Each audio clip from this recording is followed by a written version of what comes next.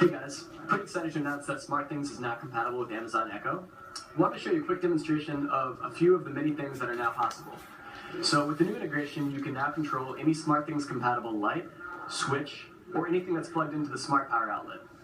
Here we go. Alexa, turn on the desk light.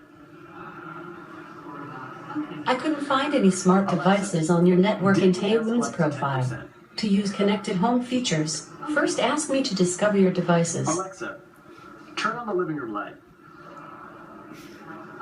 I couldn't find any smart devices on your network entanglements profile. To use connected home Alexa, features. stop. Alexa, turn on the Sonos.